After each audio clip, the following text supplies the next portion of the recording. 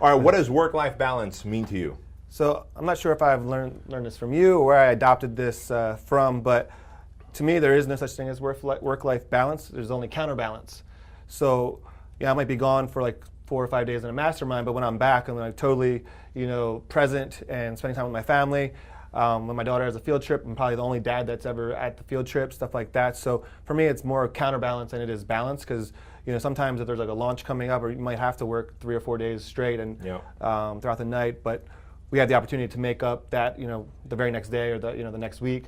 So like I know with like your travel schedule and stuff, you're gone a lot, but when you're home, you're spending a lot more time and a lot more present with your family than most people that work a 9 to 5 and come home and they're just totally drained and ignore their kids while they're watching TV. Yeah, it really is that work-life counterbalance, and like lately I've been calling it a work-life mix, because if you get the mix right, you've nailed it. I think when people try and balance it, well, I've worked this much, so I'm going to be with the family this much. Well, sometimes, like you said, work requires 3 days straight of getting shit done because you've got a launch coming up.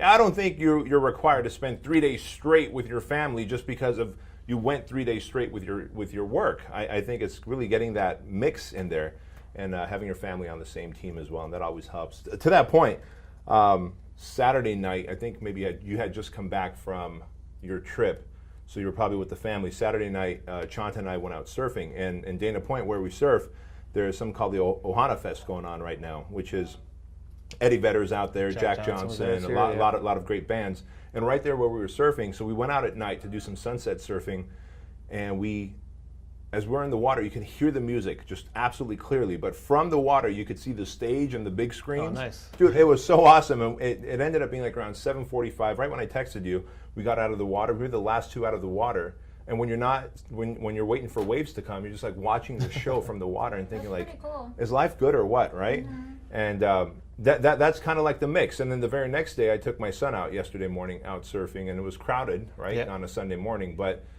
he had such a great time. And then today, it's all about this. We're doing this podcast. I did a live cast earlier this morning, and I've got another. It's Thursday you're leaving to go with your son. You guys were going to do a father-son weekend, and now you're taking him to set a world record. Mm-hmm. Yeah. So Russell Brunson was kind enough to invite me and Andrew to Boise State University. I guess he's hosting the world's largest bubble soccer tournament, right? And so Andrew and I will, and the Guinness Book of World Records will be there. And my son reads, has the last 5 years of Guinness Book of World Records. And so if all goes well, we'll be in there.